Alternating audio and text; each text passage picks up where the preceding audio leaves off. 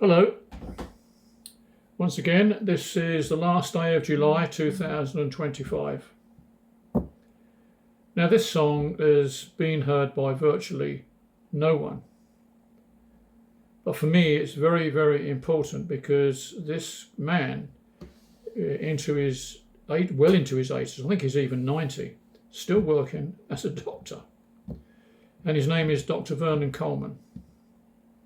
And he was he was affectionately known as the old man in a chair. And he, along with him and others, they were instrumental in convincing me about the lies that we've all been told about medicine and diseases. Not since 2020, but long, long before then, about all the other diseases. And I'll leave a link to the song and his website in descriptions to this video under more in bold letters. I'm sure you can all find it. And I suggest you take a look at his website. It's very, very informative and doesn't cost anything to look. And in the past, he has been maliciously attacked by the establishment, but he carries on regardless. And his main concern is the relentless indoctrination and force-fed propaganda. And unfortunately, there's no exception. We are all indoctrinated by the system.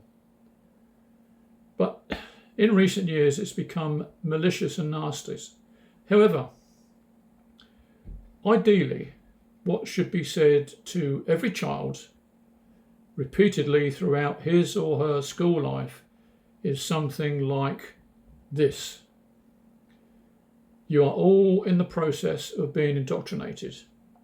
We have not yet evolved a system of education that is not indoctrination. We're sorry, but it's the best we can do. And what you are being taught here is a collection of current prejudice and choices of this particular culture. And the slightest look at history will tell you how impermanent these must be. It changes. Things change. People tend not to. And these thoughts were laid down by their predecessors, and it's repeated ad nauseum.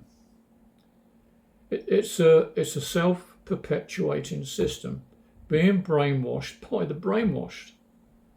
We can't help ourselves unless you start thinking for yourself. And those of you who perhaps are more robust and individual than others will be encouraged to leave and find ways of educating yourself and educating your own judgments. And those that stay must remember always, all the time, that they are being moulded and patterned to fit into the narrow and particular needs of this current society. However, absolutely everyone is capable of going to the library, studying the classics or reading history or art. Alternatively, you can buy a comic, read a heavily biased newspaper, or binge watch the legacy media on TV. The choice is yours alone.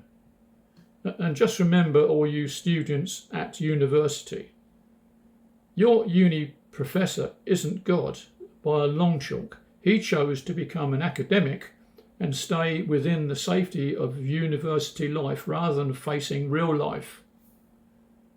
Tell him about indoctrination, and I'm sure he'll have a very clever answer to cover his arse. Thanks for listening. Bye-bye.